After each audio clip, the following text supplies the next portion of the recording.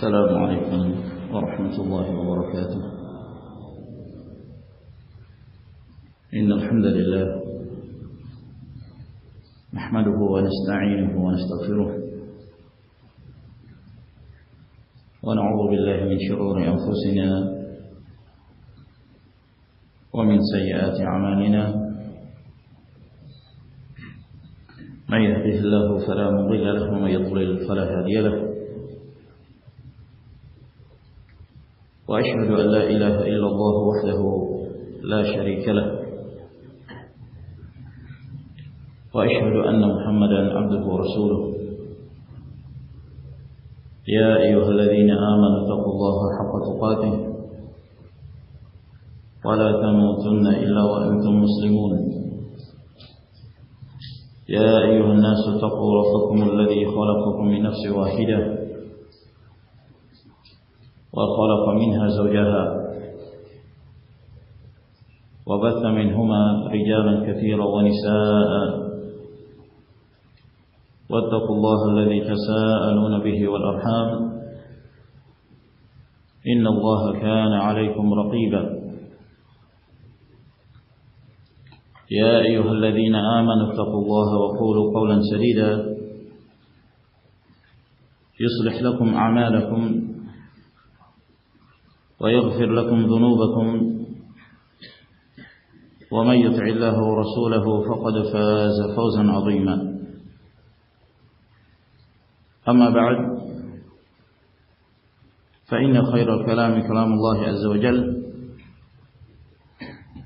وخير الهدي هدي محمد صلى الله عليه وعلى آله وصحبه وسلم. وشر الأمور محدثاتها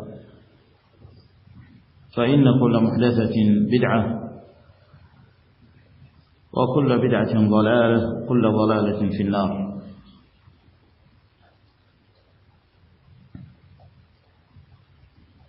أيها الإخوة في الله, alhamdulillah pada sore hari ini Allah Azza wa Jalla masih memudahkan kepada kita sekalian untuk kembali melanjutkan kajian kita dari pembahasan kitab Al-Qawaidul Hisan di tafsiri Al-Quran karya Al-Allamah Abdurrahman Ibn Nasir As-Sa'di rahimahullah ta'ala. Dan pada pertemuan kita di sore hari ini kita memasuki faedah yang ke-18. Berkata Al-Allamah As-Sa'di rahimahullah ta'ala, Al-Qa'idatu Ats-Tsaminah 'Asharah, Itlaqul Hidayati wal Idlal wa Taqyiduha. Kaidah yang ke-18, penyebutan hidayah, pemberian hidayah dan penyesatan itu terkadang disebutkan di dalam Al-Quran Karim secara mutlak, dan terkadang pula disebutkan secara khusus dengan menyebutkan sebab-sebabnya. Yang dimaksud oleh beliau dalam kaidah yang ke-18 ini, bahwa di dalam Al-Quran Karim terkadang disebutkan permasalahan seseorang mendapatkan hidayah atau seseorang tersesat dari jalan Allah Subhanahu wa taala, disebutkan secara mutlak bahwa itu adalah merupakan milik Allah Subhanahu wa taala secara khusus, tidak dimiliki oleh siapapun. Yang memberi hidayah hanyalah Allah, yang menyesatkan hanyalah Allah Subhanahu wa taala. Ini disebutkan dalam sekian banyak firman Allah Azza wa Jalla.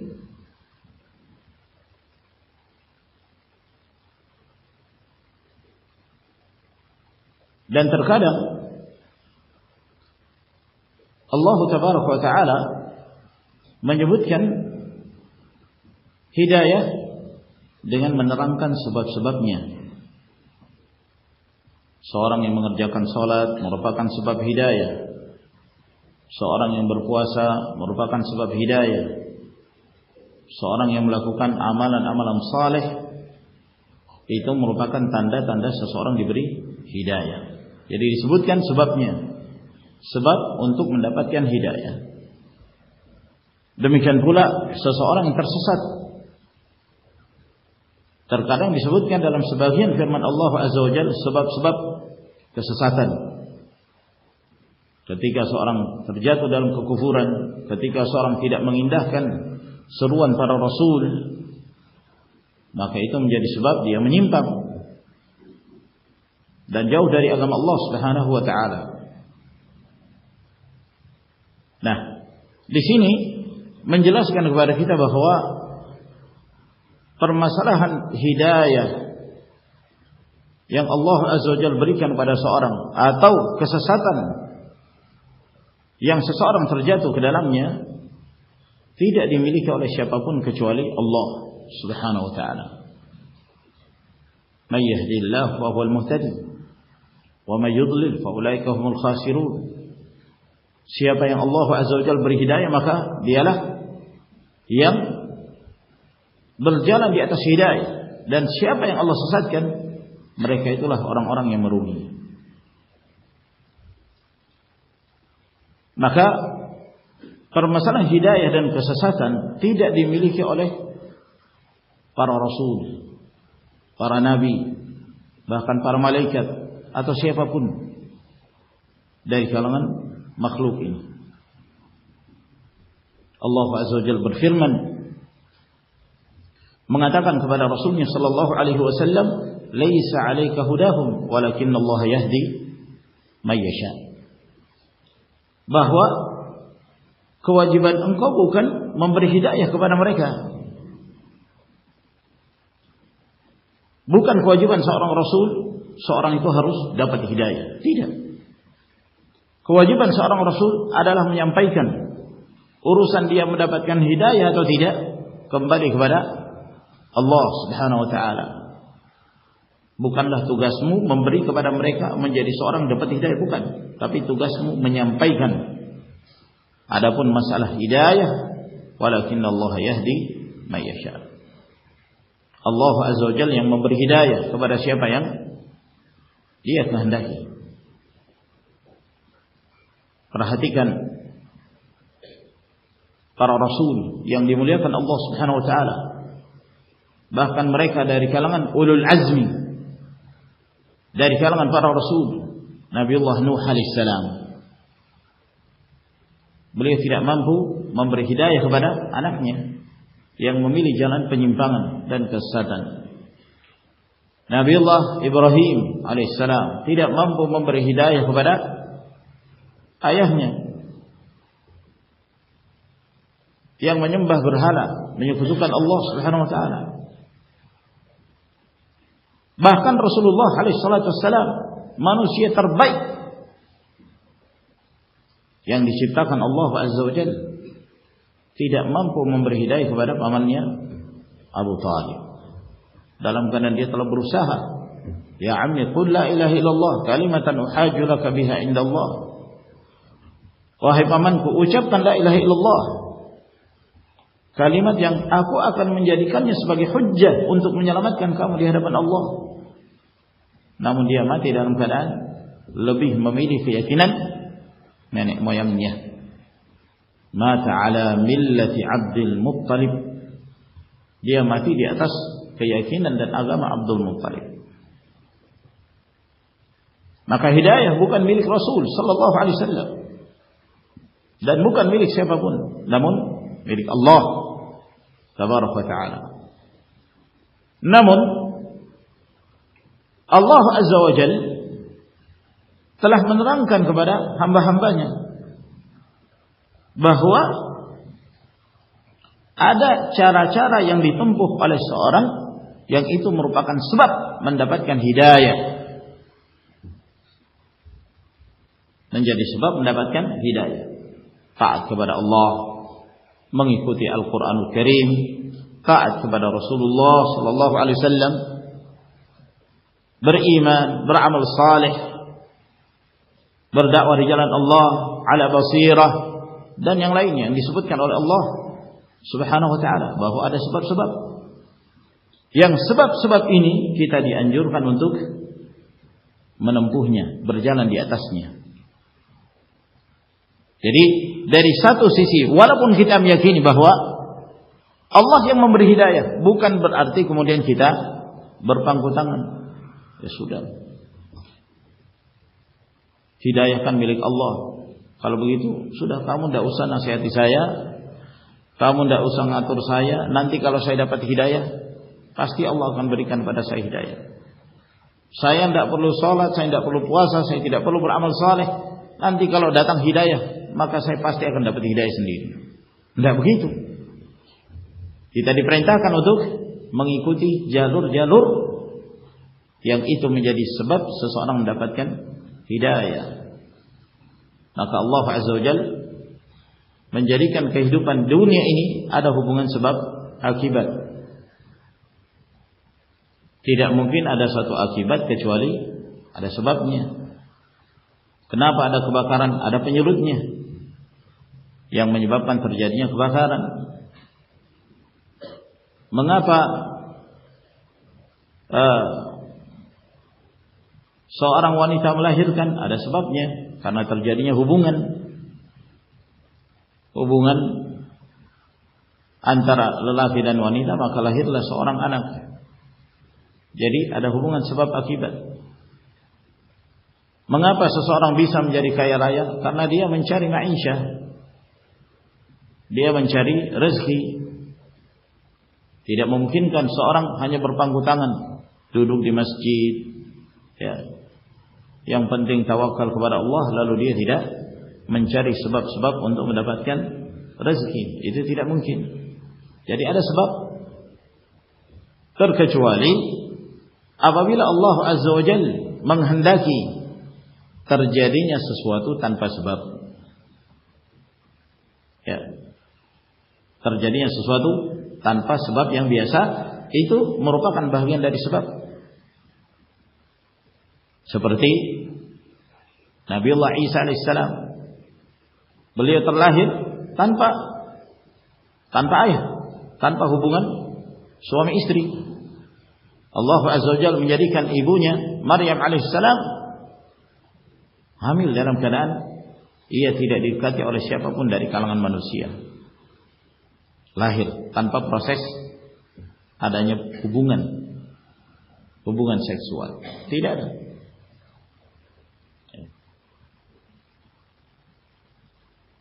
Maryam alaihissalam, dia hanya tinggal di biliknya, dia hanya tinggal di kamarnya. Turun makanan dari langit. Allah Azza wa Jalla yang memberikan kepadanya sebagai barakah, rahmat. Ya. Ini hal-hal yang tentunya terjadi di luar kebiasaan dengan izin Allah Subhanahu wa taala. Nabiullah Ibrahim alaihissalam dilemparkan ke dalam api, beliau tidak terbakar. Biasanya seorang kalau dilempar ke dalam api, maka dia akan menjadi hangus, terbakar. Ya. Kenapa dia terbakar? Karena ada sebabnya, api yang membakarnya. Namun jika Allah Azza wa Jalla menghendaki keluar dari apa yang ditetapkan oleh Allah, terjadi apa yang terjadi. Idza qada amran fa innama yaqulu lahu kun fayakun. Jika Allah Azza wa Jalla menghendaki satu perkara, Allah Azza wa Jalla mengatakan kun, terjadi apa yang terjadi. Kuni bardan wa salaman ala Ibrahim. Ya naru kuni bardan wa salaman ala Ibrahim.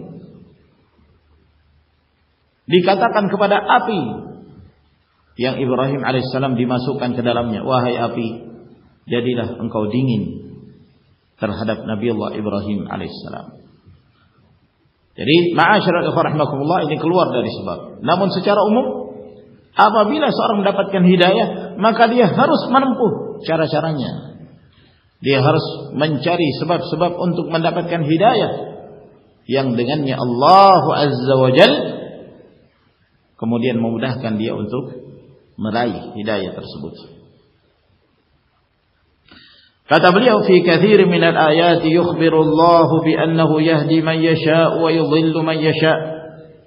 Dalam sekian banyak dari firman Allah, Allah Azza wa Jalla memberitakan bahwa Allah yang memberikan hidayah kepada siapa yang Allah kehendaki, dan Allah menyesatkan siapa yang Allah kehendaki. Wa fi ba'dihha yadhkuru ma'a dhalika al-asbab al-muta'alliqata bil 'abdi al-mujibata lil hidayati aw al-mujibata lil idlal. Dan dalam sebagian firman Allah Azza wa Jalla, Allah Tabaraka wa Ta'ala menyebutkan bersama dengan hidayah dan kesesatan itu milik Allah, namun Allah menyebutkan sebab-sebab yang berkaitan dengan apa yang diamalkan dan dilakukan oleh seorang hamba, yang dengan amalan tersebut menjadi sebab seorang mendapatkan hidayah atau menjadi sebab seorang terjatuh dalam kesesatan. Wa kadzalika husulul maghfirati wa dhiddiha. Demikian pula seseorang meraih ampunan dari Allah, demikian pula lawannya tidak mendapatkan ampunan dari Allah. Semua ada sebabnya. Wa bastur rizqi wa taqdir. Demikian pula dalam hal dilapangkannya rezeki seorang hamba dan disempitkannya. Semuanya ditetapkan oleh Allah, semuanya milik Allah, namun ada sebab-sebab. Seseorang dilapangkan rezekinya dan disempitkan. Wa dzalika fi ayatin katsirah.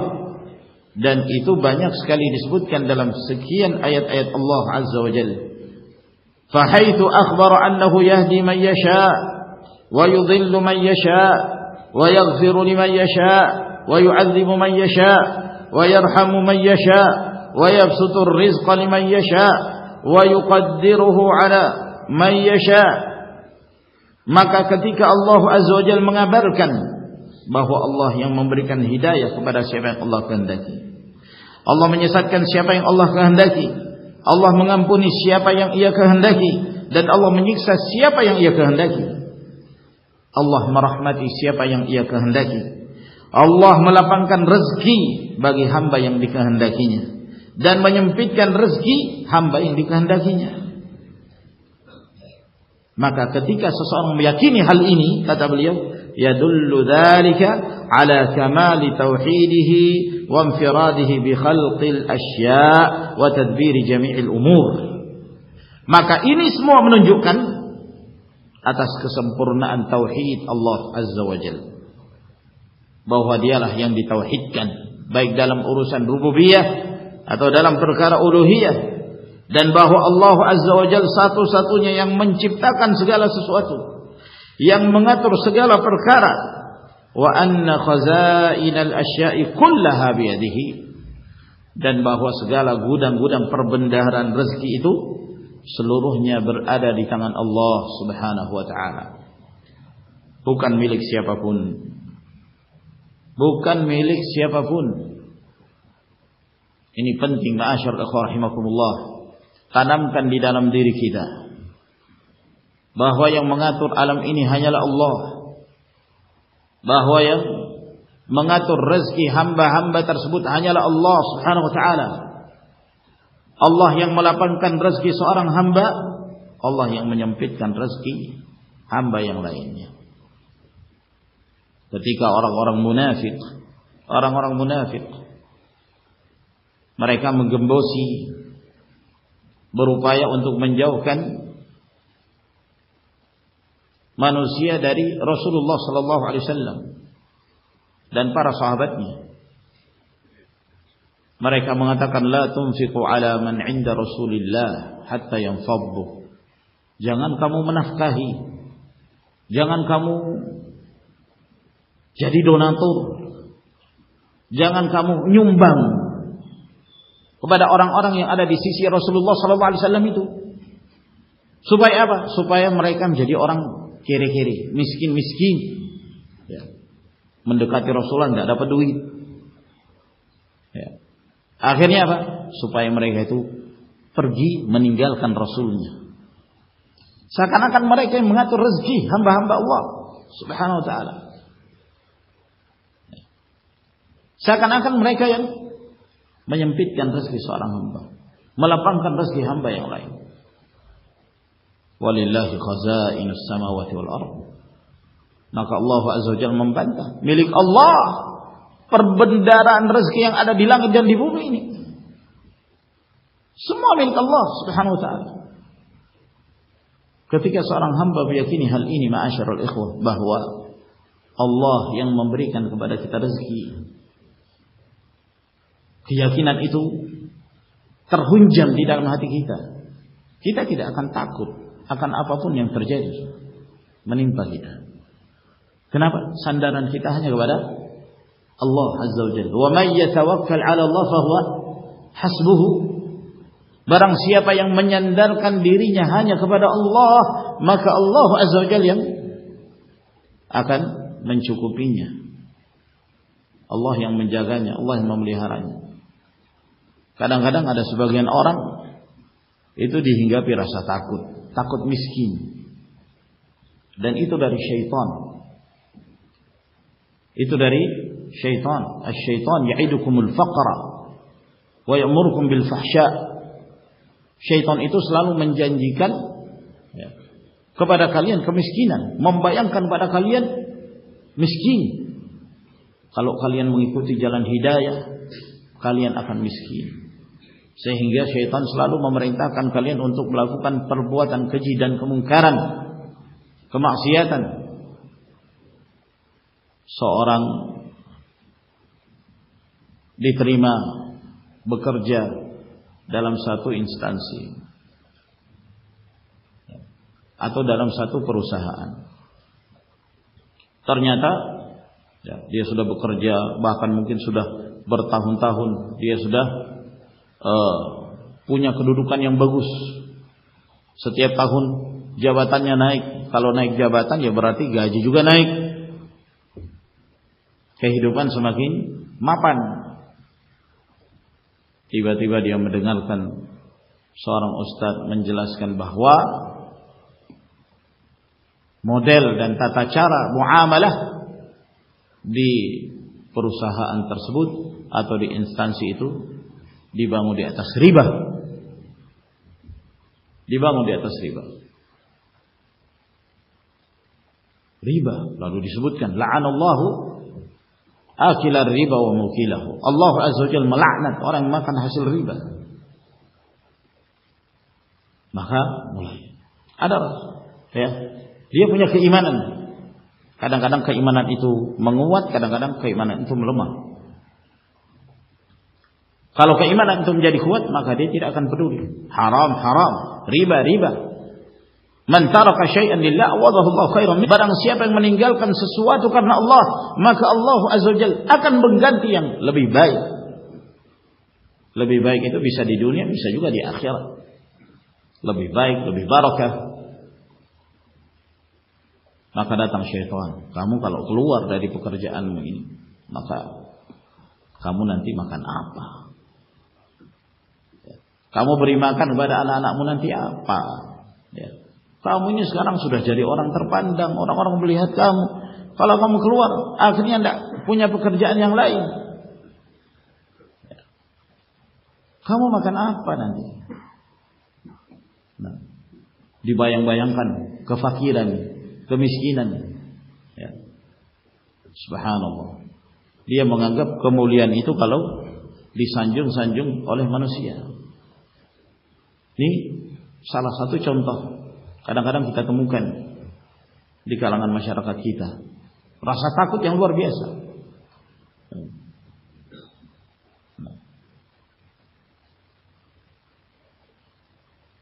Ma'asyiral ikhwah rahimakumullah, atau hal-hal yang lainnya. Kadang-kadang ancaman-ancaman itu ada.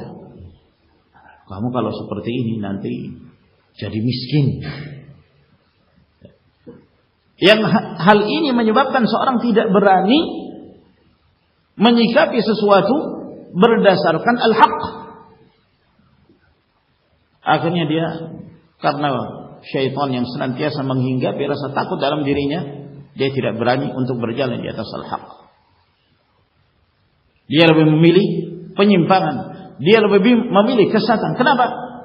Kalau dia mengikuti kebenaran, miskin dia. fakir dia. Ini dari syaitan, ma'asyiral rahimakumullah.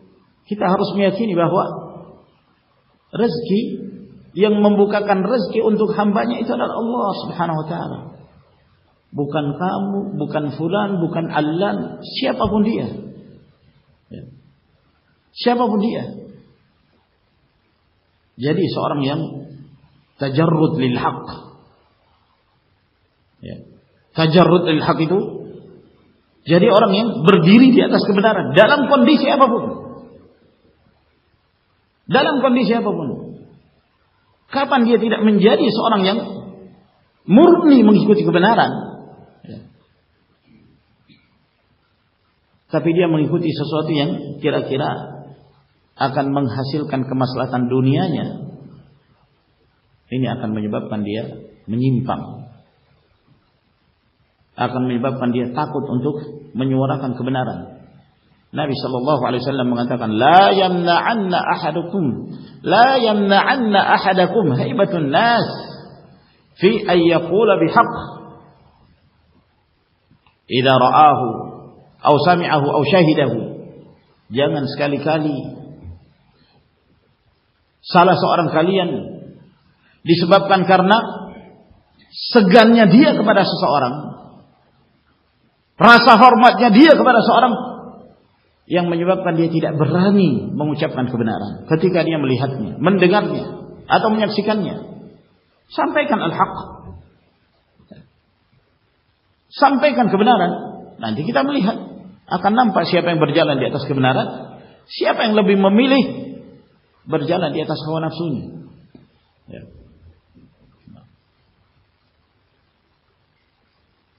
Ma'asyiral ikhwah rahimakumullah. Inilah dakwah yang hak. Inilah al-manhajus salafi. Terkadang seseorang dia sudah mengetahui ini kebatilan. Baik, antum bicara, tidak berani. Kenapa kamu tidak berani berbicara? Nanti pondok saya dinonaktifkan lagi. Nanti saya dipecat lagi. Sudah, mending pilih jalan selamat dunia. Muncul berbagai hal yang mengkhawatirkan. Kalau saya dinonaktifkan nanti bagaimana? Nanti gimana? Syaitan. La ilaha illallah.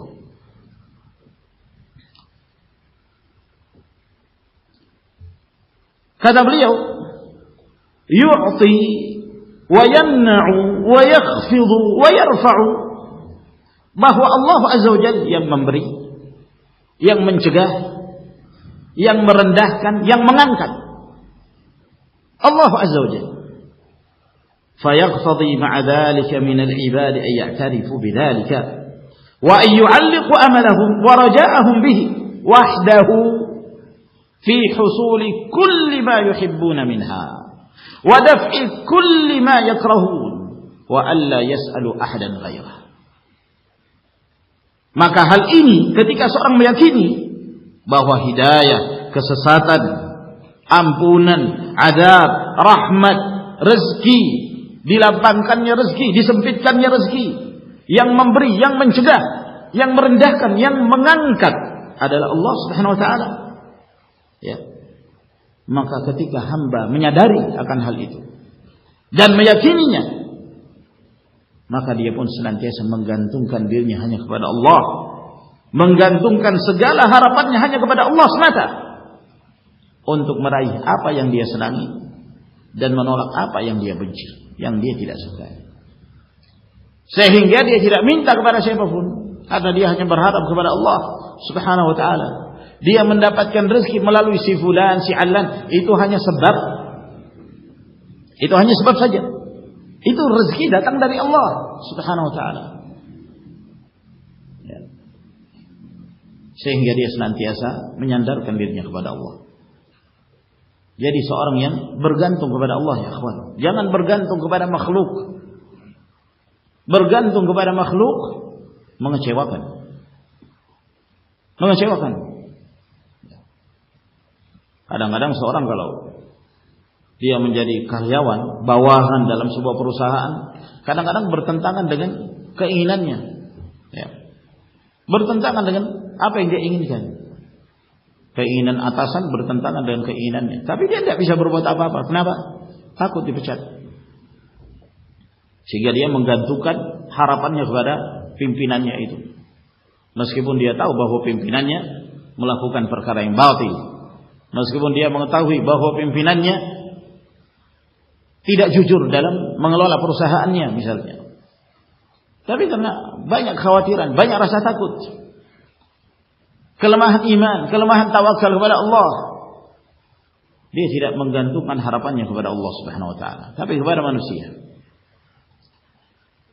Dalam keadaan seorang mukmin bertawakal hanya kepada Allah, menggantungkan harapannya hanya kepada Allah. Sebagaimana yang disebutkan dalam hadis qudsi, Allah Azza wa Jalla berfirman, "Ya ibadi kullukum dhallun illa man hadaituh, fastahduni ahdikum." Wahai hamba-hambaku, sesungguhnya seluruh kalian itu sesat kecuali orang yang aku beri hidayah kepadanya. Maka mintalah hidayah itu kepadaku, aku akan berikan hidayah itu kepada kalian. Mintalah hidayah itu kepadaku, aku akan berikan hidayah itu kepada kalian. Mintalah dengan kejujuran. Mintalah dengan keyakinan bahwa hanya Allah Subhanahu wa taala yang akan memberi hidayah. Walladzina jahadu fina lanahdiyannahum subulana. Orang yang bersungguh-sungguh, dibangun di atas keikhlasan, berjalan di atas kami akan memberikan petunjuk kepadanya untuk berjalan di atas jalan-jalan keselamatan itu. Dan disebutkan dalam sebagian ayat-ayat Allah Azza wa Jalla, yadhkuru fiha asbab dzalik, di mana Allah menyebutkan sebab-sebab seseorang meraih hidayah. Liya'rifa al-ibadul asbab wa turuqal mufdiyata ilaiha, agar kemudian hamba-hamba tersebut memahami sebab-sebab dan jalan-jalan untuk mendapatkan hidayah. Fayaslukun nafi'a wa yada'u dhar, sehingga dia menempuh jalan yang bermanfaat dan meninggalkan hal-hal yang memudaratkan. Jadi setelah kita meyakini bahwa hidayah dan kesesatan adalah milik Allah semata, bukan berarti kemudian kita berpangku tangan.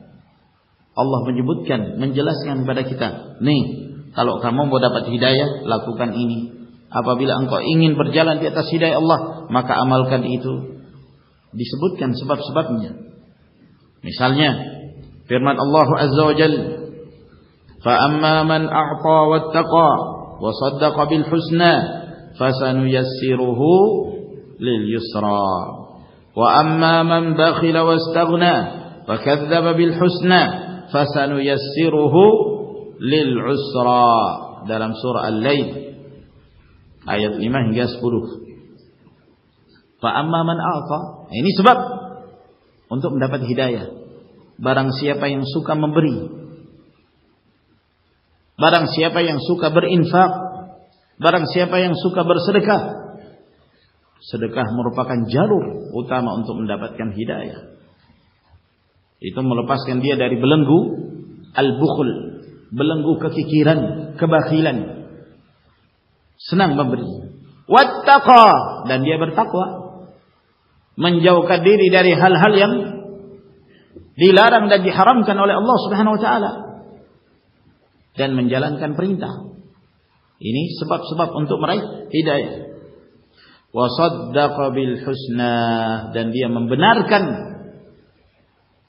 bahwa al-jannah itu ada.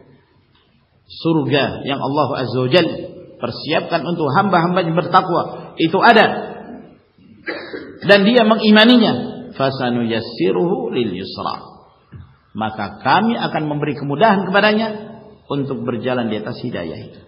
Allah akan memberikan kepadanya hidayah, Allah akan mudahkan dia untuk melakukannya dan berjalan di atasnya. Wa amma man bakhila wastaghna, adapun orang yang bakhil, orang yang kikir, berat untuk mengeluarkan hartanya di jalan Allah Azza wa Jalla, dan dia merasa cukup. Dia tidak merasa butuh kepada Allah. Dia tidak merasa butuh untuk mendapatkan bimbingan dari Allah Azza wa Jalla, dan dia mendustakan al-jannah, maka kami akan mudahkan dia untuk melakukan hal-hal yang menyebabkan dia sulit kehidupannya di dunia dan di akhirat. Akan disulitkan urusannya. Fabayyana anna asbab al-hidayah wa at-taysir imanul 'abdi bi hikmati rabbih fi sunanihi wa khalqihi wa syar'ihi wa akhdhihi bi hadhihi as-sunan wa inqiyadihi li amrihi syar'i.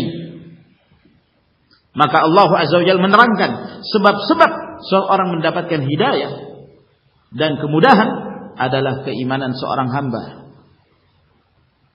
Dan itu adalah merupakan hikmah yang ditetapkan oleh Allah di alam ini, merupakan sunnatullah, ketetapan Allah dan syariatnya, dan ketundukan seorang hamba terhadap perintah-perintah syar'i itu akan memudahkan dia untuk berjalan di atas hidayah.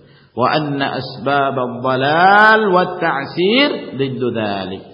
Dan sebab-sebab kesesatan dan berbagai macam kesulitan hidup di dunia dan di akhirat ketika dia melakukan lawan daripada hidayah. Dia kikir, dia tidak baik dalam pergaulannya di antara sama manusia, dia suka menzalimi orang lain, ya, dia tidak menyandarkan dirinya kepada Allah, dan seterusnya dari perangai-perangai yang buruk, kemaksiatan yang dia lakukan. Maka itu menjadi sebab dia terjatuh dalam kesesatan dan menjadi sebab dia akan meraih berbagai macam kesulitan hidup di dunia dan di akhirat. Demikian pula Allah Azza wa Jalla berfirman dalam surah Al-Maidah ayat yang ke-16 ketika menyebutkan sifat Al-Qur'anul Karim. Yahdi bihillahu man ittaba'a ridwanahu subulas salam. Allah Azza wa Jalla memberi hidayah kepada siapa? Orang-orang yang mengikuti ridwanahu, yang mengikuti hal-hal yang diridai Allah Subhanahu wa taala. Maka Allah akan berikan hidayah kepadanya. Setelah apa? Setelah ada usaha dari hamba tersebut untuk berjalan di atas hal-hal yang diridai Allah. Jadi harus ada sebabnya. Dalam surah Al-Baqarah ayat 26 Allah Tabaraka wa Ta'ala berfirman, yudhillu bihi katsiran wa yahdi bihi katsiran wa ma yudhillu bihi illa al-fasiqin. Allah Tabaraka wa Ta'ala berfirman bahwa Allah Subhanahu wa Ta'ala menyesatkan sekian banyak hamba-hambanya dan memberi hidayah sekian banyak hamba-hambanya. Dan tidaklah Allah menyesatkan di antara hamba-hambanya kecuali orang-orang yang fasik. Ketika dia fasik, melakukan perbuatan-perbuatan kemaksiatan, ini menjadi sebab dia terjatuh dalam kesesatan. Jadi ada sebab seorang mendapatkan hidayah, ada sebab seorang terjatuh dalam penyimpangan dan kesesatan. Dalam surah Al-A'raf ayat 30 Allah Tabaraka wa Ta'ala berfirman, fariqan hada wa fariqan haqqa 'alaihim ad-dhalalah innahum ittakhadhu asyayatin awliya'a min dunillah. Ada sekelompok dari hamba-hamba Allah, Allah beri hidayah kepadanya. Ada sekelompok orang berhak bagi mereka untuk tersesat karena sesungguhnya mereka telah menjadikan syaitan itu sebagai wali, sebagai penolong dari selain Allah. Karena mereka menjadikan syaitan sebagai saudara mereka, sebagai penolong mereka, maka mereka pun berhak untuk mendapatkan titel sebagai orang yang sesat, yang menyimpang dari agama Allah Subhanahu wa Ta'ala. Sebab seorang terjatuh ke dalam kesesatan. Fa akhbara anna Allah yahdi bil Qur'an man kana qasduhu hasanan wa man raghiba fil khair wattaba'a ridwanallah. Maka Allah Azza wa Jalla memberitakan bahwa Allah memberi hidayah kepada hamba-hambanya dengan Al-Qur'anul Karim bagi orang yang niatnya baik. Bagi orang yang memiliki niat yang baik, semangat untuk melakukan kebaikan, mengikuti hal-hal yang diridhai Allah Subhanahu wa taala. Ini kembali kepada hamba.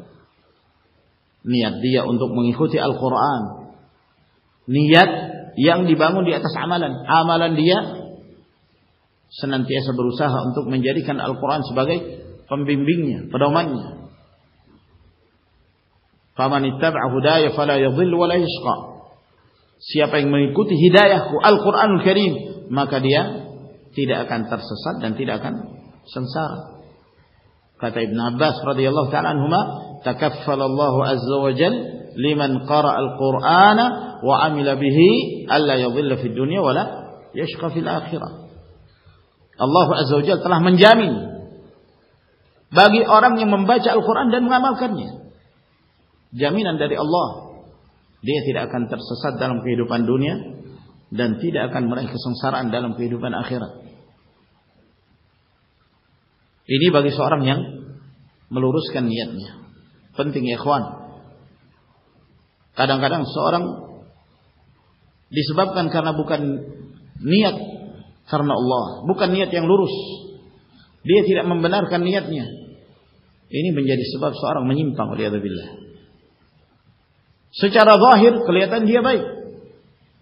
Dia membaca Al-Quran, dia mempelajari Al-Quran, tapi niatnya buruk. Ingin mendapatkan bahagian dari dunia. Akhirnya Allah Azza wa Jalla tidak memberikan kepadanya hidayah. Meskipun secara zahir dia baca Quran, dia baca hadis Nabi SAW,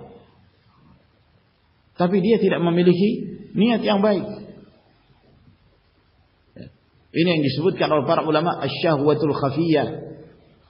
Syahwat yang terselubung terdapat dalam diri seseorang. Secara zahir dia seakan-akan taat kepada Allah. Secara zahir dia seakan-akan berpegang teguh kepada sunnah. Semangat dalam menghidupkan Al-Quran sunnah. Tapi dia memiliki syahwatul khafiyah. Syahwat yang terselubung. Keinginan untuk meraih popularitas. Ingin untuk disanjung, ingin untuk diangkat atau dianggap sebagai orang yang lebih daripada yang lain, mengharapkan sanjungan, popularitas, ujub. Ya. Penyakit-penyakit ini, ma'asyiral ikhwah rahimakumullah, menimpa orang-orang yang secara zahir menampakkan kesalehannya. Ya. Dan ini jauh lebih berbahaya dari orang yang terang-terangan melakukan kemaksiatan. Ada orang terang-terangan dia bermaksiat, bahkan tanpa rasa malu. Itu kejelekan, itu kehinaan. Tapi yang lebih berbahaya, yang sangat dikhawatirkan oleh Rasulullah SAW adalah penyakit ujub. Ketika dia beramal saleh, dia merasa bahwa dia sudah lebih daripada yang lain. Dia merendahkan orang lain. Dia merasa bahwa dialah yang tinggi. Yang lain harus berada di bawah levelnya. Ujub. Senang kalau orang-orang memujinya. Ini ma'asyiral ikhwah rahimakumullah, meskipun secara zahir nampak bahwa dia beramal saleh, suatu saat akan terlihat, ya, akan terlihat apa tujuannya dalam beramal, apa tujuannya menampakkan sunnah. Niat yang buruk, ma'asyiral ikhwah rahimakumullah. Pernah dahulu ada seorang yang kelihatan luar biasa keteguhannya di atas sunnah, membela tauhid, membela dakwah Syekh Muhammad bin Abdul Wahhab rahimahullah taala, membantah al-firaqud dhallah, kelompok-kelompok sesat.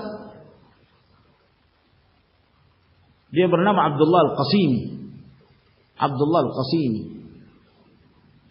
Dia membantah Syiah, membantah Rafidhah, membantah berbagai macam kelompok-kelompok sesat. Lama-kelamaan, subhanallah, nampak. Allah Azza wa Jalla menampakkan. Ini disebabkan karena niat yang rusak. Akhirnya dia rusak disebabkan karena pergaulan dengan para orientalis dan yang semisalnya, mengharapkan sanjungan, popularitas. Maka akhirnya dia pun membantah kembali apa yang telah dia bela sebelumnya. Dan bahkan waliyadzubillah disebutkan dia mati dalam keadaan murtad dari Islam. Murtad dari Islam. Sebelumnya dia membela Islam, membela sunnah. Nasallallahu salam wal afiyah ikhwan. Hidayah milik Allah subhanahu wa ta'ala. Jangan sekali-kali sebesar amalan apapun yang dilakukan oleh seorang hamba, dia merasa dirinya sudah mencapai sebuah tingkatan level di dalam agama ini yang tidak mungkin dia tersesat. Tidak ada jaminan. Tidak ada jaminan. Kata Abdullah bin Mas'ud radhiyallahu anhu, "Fa innal hayya la tu'manu 'alaihi al-fitnah." Orang yang hidup tidak aman dari fitnah. Selama dia hidup tidak aman dari fitnah. Dulu kita mengenal sekian banyak orang secara zahir dia di atas sunnah, kemudian terfitnah, melenceng, menyimpang dari agama Allah Subhanahu wa taala. Orang disebut Abdurrahman, Abdul Khaliq dari At-Turat, dahulu menampakkan diri di atas sunnah. Allah Azza wa Jalla tampakkan. Muncul lagi orang-orang yang setelahnya, Ali Hasan Al-Halabi, Yahya Al-Hajuri, dan yang lainnya. Bahkan baru-baru ini seorang yang dahulu Masya Allah dikenal pembela sunnah, keras terhadap bid'ah. Siapa yang tidak mengenal Hani bin Duraij? Siapa yang tidak mengenal Hani bin Duraij? Yang dahulu menampakkan sunnah, yang dahulu dianggap dekat dengan para ulama, para masyayikh, bahkan dibela. Nah, akhirnya Allah tampakkan, ma'asyiral rahimakumullah, menjadi seorang demokrasi, pembela demokrasi. Nah, membuat kelompok oposisi melawan pemerintahan yang dahulu dia senantiasa mengajarkan untuk taat kepada penguasa. Iya kan? Terjadi perubahan drastis. La haula wala quwwata illa billah. Ma'asyiral rahimakumullah, ini pelajaran dalam kehidupan ini. Selama hidup tidak ada satupun yang aman dari fitnah. Tidak ada satupun yang aman dari fitnah. Para sahabat radhiyallahu ta'ala anhum,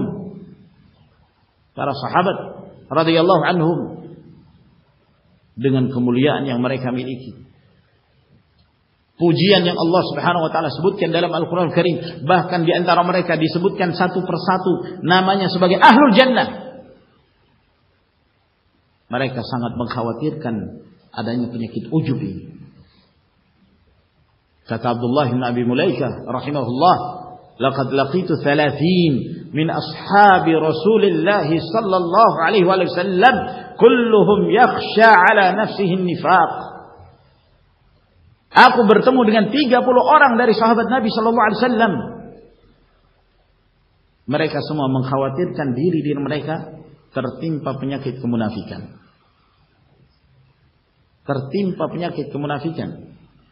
Umar bin Khattab, siapa yang tidak mengenal beliau radhiyallahu anhu? Amirul Mukminin, Al-Khalifatul Tsani ba'da Abi Bakar As-Siddiq radhiyallahu anhu. Dengan kemuliaan yang Allah berikan kepada beliau, jaminan sebagai ahlul jannah, tidak membuat beliau, kalau bahasa kita, besar kepala. Tidak membuat beliau, kamu siapa? Hah? Ente kenal saya ini? Hah? Ahlul jannah. Tahu enggak? Kamu siapa? Begitu para sahabat. Nah, dalam pemerintahan beliau mengajak orang-orang bermusyawarah. Ya. Bahkan Abdullah bin Abbas dimasukkan dalam tim musyawarah beliau, mendengarkan pendapat-pendapat mereka, lalu kemudian memutuskan yang terbaik. Tidak kemudian karena dia merasa sebagai ahlul jannah, apa yang dia tempuh itu pasti benar. Tidak. Jangan merasa aman dari fitnah, ma'asyiral rahimakumullah. Jangan merasa bahwa kita sudah sampai kepada tingkatan aman. Selama kita masih memiliki umur, usia, kesempatan hidup di dunia, tidak ada kata aman. Siapapun bisa terjatuh dalam kesesatan, siapapun dia, setinggi apapun kedudukannya. Nas'alullah salam wal afiyah. Ini ma'asyiral rahimakumullah. Namun kita berusaha mengikuti jalan-jalan kebenaran semampu kita, sambil kita banyak berdoa kepada Allah. Sandarkan diri kita hanya kepada Allah Subhanahu wa ta'ala.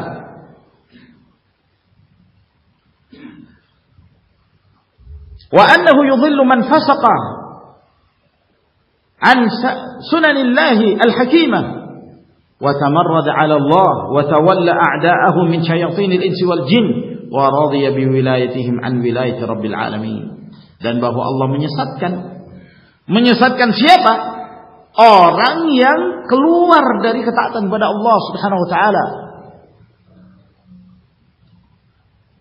Dia sombong di hadapan Allah. Dia lebih memilih untuk bersikap loyal kepada musuh-musuh Allah dari kalangan para syaitan, jin dan manusia, dan merasa ridha dengan sikap loyalnya kepada para syaitan tersebut dan meninggalkan loyalnya kepada Allah Subhanahu wa ta'ala. Demikian pula firman Allah Azza wa Jalla, "Falamma zaghu azagha Allahu qulubahum wallahu la yahdil qaumal fasiqin." Ketika mereka menyimpang, maka Allah simpangkan lagi hati-hati mereka. Dan Allah tidak beri hidayah kepada orang-orang yang fasik itu. Dalam surah As-Saff ayat 5. Maka ini sebab penyimpangan, sebab kesesatan. Apa itu? Ketika seorang keluar dari ketaatan kepada Allah Subhanahu wa ta'ala. Maka hati-hati terhadap perbuatan kemaksiatan, ya ikhwan. Jangan menganggap satu perbuatan kemaksiatan itu kecil. Jangan. Bisa saja orang mengatakan memandang wanita itu kan dosa kecil. Kalau dosa kecil, saya berwudu, saya sholat, sudah diampuni dosa saya. Bukankah Rasulullah mengatakan as-salawatul khams wal jum'atu ila al-jum'ah wa ramadan ila ramadan mukaffiratun lima bainahunna idza ijtunibatil kaba'ir. Antara salat 5 waktu, antara satu Jumat menuju Jumat yang berikutnya, antara satu Ramadan menuju Ramadan berikutnya, penghapus dosa. Selama dia menjauhkan diri dari dosa besar. Dia mandang perempuan, itu kan dosa kecil, nanti terhapus. Dia meremehkan. Dia tidak mengetahui bahwa satu perbuatan dosa itu akan mengantarkan kepada dosa yang berikutnya. Kenapa terjadi perbuatan zina? Asalnya dari dosa yang dianggap remeh, iya kan? Dari dosa yang dianggap kecil, memandang. Dari pandangan, katanya dari mata turun ke hati, iya kan? Nah, kalau dari hati turun lagi, lebih berbahaya lagi. Hah? Kalau dari hati turun lagi, lebih bermasalah lagi. Menyebabkan dia terjatuh ke dalam dosa besar. Nah, wah, tidak apa-apa, dosa kecil. Nanti kan saya beristighfar. Orang beristighfar dapat ampunan. Dia menyepelekan. Dia tidak tahu bahwa perbuatan dosa ini akan mengantarkan kepada dosa yang berikutnya, dosa yang berikutnya, dosa yang berikutnya. Kata para ulama, min uqubatil ma'asi al-ma'siyatu ba'daha. Di antara hukuman yang Allah tetapkan bagi pelaku maksiat, dia akan melakukan kemaksiatan yang berikutnya. Wa min thawabit ta'ati ta'atu ba'daha, dan di antara ganjaran pahala yang Allah berikan pada satu amalan ketaatan, di mana dia akan dimudahkan untuk melakukan ketaatan yang berikutnya. Jadi ketika Allah memberikan taufik kepada kita untuk melakukan satu ketaatan, bersyukur kepada Allah. Apa yang kita lakukan dari amalan ketaatan itu karena ketaatan sebelumnya yang kita lakukan. Lalu kemudian terus Allah membimbing kita, mengarahkan kita untuk melakukan ketaatan-ketaatan yang berikutnya. Semoga Allah Subhanahu wa taala mengokohkan kita di atas al-haq. Nah, Allah mengatakan, "Falamma zaghu azaghallahu qulubahum." Ketika mereka menyimpang, ketika mereka sesat, maka semakin tersesat lagi. Allah Azza wa Jalla menyimpangkan lagi hati-hati mereka. Wa may yushaqiqir rasul min ba'di ma tabayyana lahul huda wa yattabi' ghayra sabilil mu'minin nuwallihi ma tawalla. Ketika seorang telah melakukan penyimpangan, menyelisihi Rasul, menyelisihi jalannya kaum mukminin, apa hukuman terhadapnya? Nuwallihi ma tawalla. Akan semakin jauh dia, akan semakin tersesat dia, jauh dari hidayah. Wa nuslihi jahannam, dan akan kami masukkan di dalam jahannam, dan itu adalah seburuk-buruk tempat kembali. Wa sa'adna masir. Wa kadzalika, demikian pula firman Allah Azza wa Jalla dalam surah Al-An'am ayat 110. Wa nuqallibu af'idatahum wa absarahum kama lam yu'minu bihi awwala marrah. Dan kami menggoncangkan, membolak-balikkan hati-hati mereka, pandangan-pandangan mereka, yakni menyebabkan mereka tidak beriman, goncang, tidak memiliki keyakinan di atas al-haq. Mengapa demikian? Kama lam yu'minu bihi awwal marrah, karena di awal kali dia sudah tidak punya keimanan. Ketika dia tidak memiliki keimanan dan tidak memiliki niat yang baik untuk memperbaiki diri, maka dia pun semakin jauh, semakin menyimpang. Wa kadzalika yadhkuru fi ba'd al-ayat al-asbab allati tunalu biha al-maghfirah war-rahmah wallati tahiqqu biha kalimatul 'adzab. Demikian pula Allah menyebutkan dalam sebagian ayat-ayatnya sebab-sebab seseorang meraih maghfirah, ampunan dan rahmat dari Allah, dan sebab-sebab yang seorang berhak mendapatkan azab, siksaan dari Allah. Di antaranya dalam surah Taha ayat 82. Allah Azza wa Jalla berfirman, "Wa inni laghaffarun liman taba wa amana wa 'amila salihan tsumma ihtada." Sesungguhnya aku Maha mengampuni bagi siapa? Yang bertaubat, yang beriman dan beramal saleh, lalu dia pun mendapatkan hidayah dari Allah Subhanahu wa taala. Maka ketika seorang bertaubat, ketika seorang menanamkan keimanan di dalam dirinya dan beramal saleh, maka di saat itulah dia mendapat hidayah. Demikian pula dalam suratul A'raf ayat yang 156 dan 157. Wa rahmati wasi'at kulla syai' فسأكتبها للذين يتقون ويؤتون الزكاة والذين هم بآياتنا يؤمنون الذين يتبعون الرسول النبي الأمي. Rahmatku maha luas, mencakup segala sesuatu. Aku tetapkan dan aku berikan rahmatku itu kepada orang-orang yang bertakwa, yang menunaikan zakat, dan mereka senantiasa beriman dengan ayat-ayat kami. Orang-orang yang mengikuti Rasul An-Nabi Al-Ummi Rasulullah sallallahu alaihi wasallam. Ketika seorang beriman, beramal saleh, menunaikan zakat dan seterusnya, maka itu menjadi sebab Allah memberikan kepadanya rahmat.